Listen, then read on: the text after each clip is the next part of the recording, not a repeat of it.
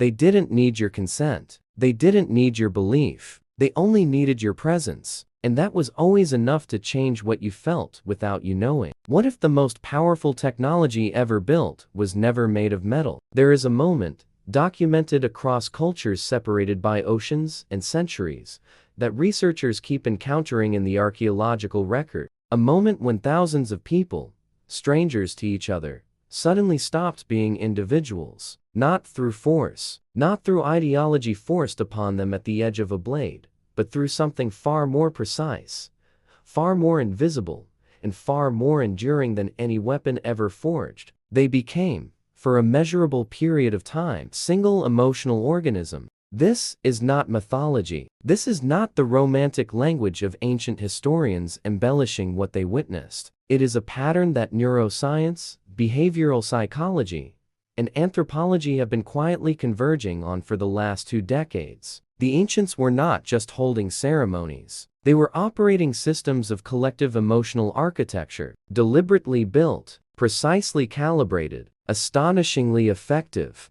But here's what almost no one notices when studying these civilizations. The similarities between them are not cultural. They are structural. The same core elements appear in Sumerian temple rites, in Egyptian solar ceremonies, in Vedic fire rituals, in Mesoamerican collective gatherings: constant rhythm, repeated sound patterns, high-contrast visual symbols positioned at the center of attention, shared narrative delivered through coordinated movement and voice. The question is not why these elements kept appearing. The question is why they kept working. Modern research on what scientists call neural entrainment offers part of the answer. When external rhythmic stimuli are introduced into a group environment, the autonomic nervous systems of individuals within that group begin to synchronize. Heart rate, breath, brainwave patterns. This is not metaphor. It is measurable biological convergence. And this is where it gets unsettling. Because if this process is biological, if it follows predictable patterns and responds to specific inputs, then it is also replicable, scalable, and entirely independent of whether the participants understand what is happening to them. The ancients who designed these ceremonies understood something that took modern science millennia to rediscover. Emotion, at scale, is not spontaneous. It is structured. And the structure can be built by anyone who understands the mechanism.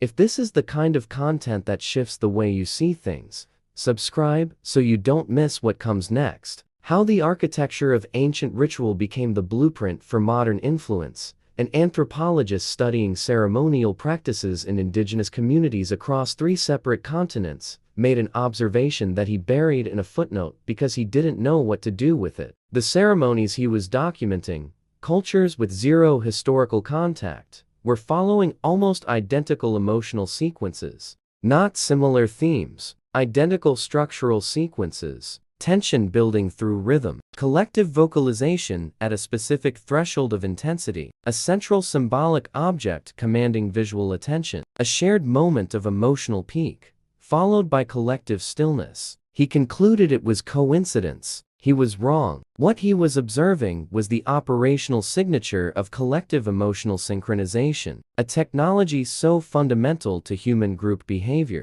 It was independently discovered, refined, and institutionalized by every major civilization that ever organized large populations. Not because they copied each other, but because the human nervous system responds predictably to the same inputs regardless of cultural context. But here's what almost no one notices in that observation. If emotional synchronization follows a consistent structural formula, it means it can be deliberately triggered, without the participants needing to know what is happening inside them. The belief system attached to the ceremony is secondary. The emotional architecture is primary. This has staggering implications that most people are not prepared to sit with. Because that same architectural logic, the specific sequencing of rhythm, symbol, repetition, and shared narrative, did not vanish when ancient civilizations fell. It was inherited, recontextualized, stripped of its ceremonial framing and embedded into institutions, events, and media formats that feel entirely modern.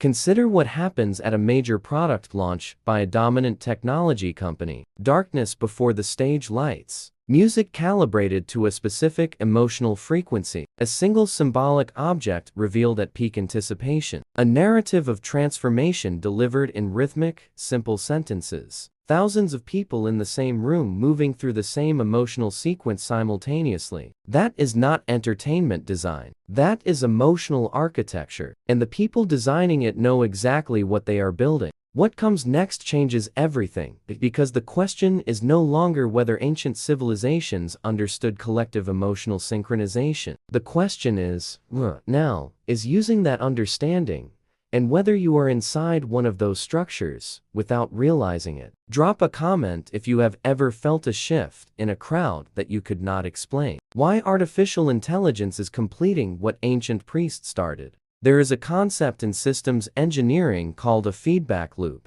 It describes a process in which the output of a system is fed back into the system as input, allowing the system to continuously adjust, refine, and optimize toward a target state. Engineers use it to design everything from thermostats to autopilot systems. It is one of the most powerful mechanisms in the architecture of control. Ancient ceremonial designers did not have that term, but they understood the principle with a clarity that is difficult to overstate. Every large-scale ceremony in the ancient world functioned as a live feedback loop. Leaders read the emotional state of the crowd in real time through visual cues, sound levels, and physical responses. They adjusted rhythm, symbol placement, and narrative pacing based on what they observed. They were, in the most precise sense of the term, running an optimization process on collective emotional state. Without data systems, without technology, using only pattern recognition and a deep understanding of human nervous system behavior. But there's a detail most people miss when drawing the line from ancient ritual to modern media. The feedback loop that ancient priests ran manually is now automated.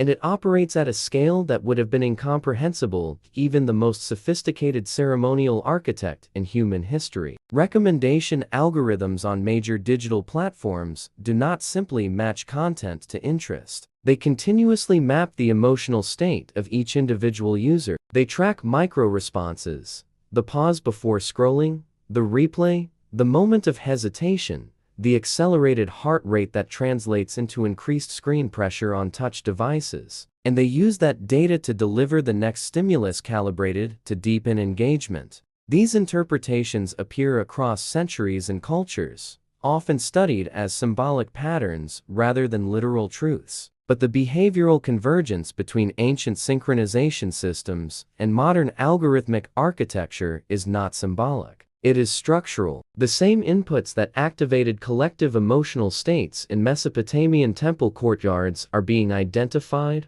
isolated, and deployed at the individual level by systems that never sleep and never stop learning. The difference between a high priest reading a crowd and an AI reading a billion users simultaneously is not one of intent. It is one of resolution. And this is where it gets unsettling, because the system optimizing your emotional state right now does not need your awareness to function. It only needs your attention. If this is shifting your perspective, leave a like. It helps this channel keep going deeper. What if the feeling of unity you've experienced was never yours to begin with? Think about the last time you were inside a crowd moving in the same direction. A stadium, a concert, a political rally, a religious gathering, a massive cultural event that felt bigger than any individual within it. You did not need to agree with everyone there. You did not need to know them. You did not need to share their beliefs or their history. But you felt something that arrived without warning and left a residue. A sense that what was happening mattered in a way your ordinary life rarely matched. A temporary dissolving of the boundary between yourself and the people around you. A warmth, or an intensity, or a rightness that bypassed your capacity for critical evaluation entirely. That experience has a name in social psychology. Researchers call it identity fusion, the point at which the perceived boundary between the individual self and the collective self becomes functionally invisible. Studies consistently show that once a person enters this state,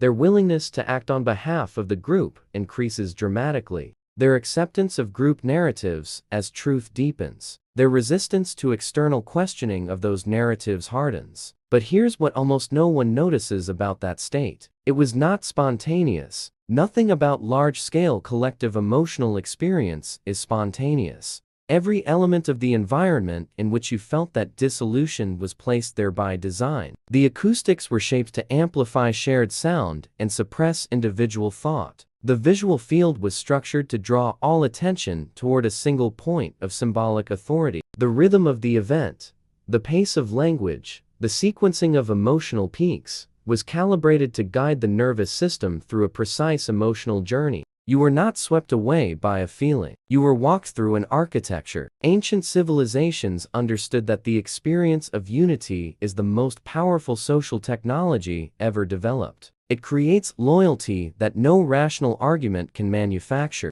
It generates identity that outlasts any ideology. It binds people to structures, leaders, and narratives with a force that feels, from the inside, like personal conviction. The sacred knowledge that the most sophisticated ceremonial traditions protected was not metaphysical. It was operational. It was the precise understanding of how to build the feeling of belonging in other people's nervous systems, at will, at scale, and without their conscious awareness. How awareness of synchronization changes everything about how you move through the world. There is a distinction that almost never appears in mainstream conversation about collective emotion, and its absence is not accidental. The distinction between experiencing something and being run through something, between arriving at a feeling and being delivered to it by a system that understood your nervous system better than you did at that moment. This is not a call to fear. It is not a warning to isolate yourself from collective experience. Shared emotion is one of the most profound dimensions of human existence. The problem has never been the experience itself. The problem is the invisibility of the structure producing it.